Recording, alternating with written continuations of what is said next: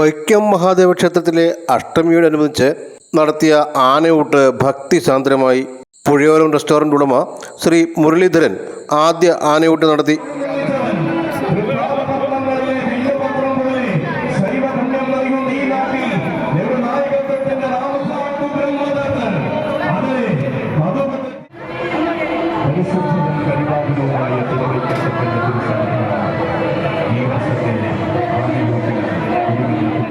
വ്യാഘ്രപാദത്തറയ്ക്ക് മുൻവശത്ത് ഒരുക്കിയ വേദിയിൽ തലപ്പൊക്കക്കാരായ ഈരാറ്റുപേട്ട അയ്യപ്പൻ, കാഞ്ഞിരക്കാട് ശേഖരൻ, മധുരപ്പുറം കണ്ണൻ, മുണ്ടയ്ക്കൽ ശിവനന്ദനൻ, പുതുപ്പള്ളി അർജുനൻ, പല്ലാട്ട് ബ്രഹ്മദത്തൻ, അരുൺ അയ്യപ്പൻ, കുളമാക്കിൽ പാർത്ഥസാരഥി, വേമ്പനാട് അർജുനൻ, മച്ചാട്ട് ശ്രീ അയ്യപ്പൻ, അക്കാവിള വിഷ്ണുനാരായണൻ, കാളകുത്താൻ കണ്ണൻ, തോട്ടക്കാട് കണ്ണൻ, ആദിനാട് സുധീഷ്, കണ്ടിയൂർ പ്രേംശങ്കർ, കുളമാക്കിൽ ജയറാം തുടങ്ങിയ ഗജവീരന്മാരാണ് ആനയൂട്ടിന് പങ്കെടുത്തത്.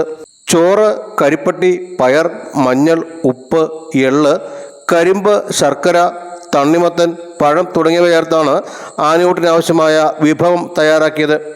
വൈക്കം സത്യാഗ്രഹ മെമ്മോറിയൽ സ്കൂളാണ് ഇക്കുറി ആനയൂട്ട് വഴിപാടായി നടത്തിയത്.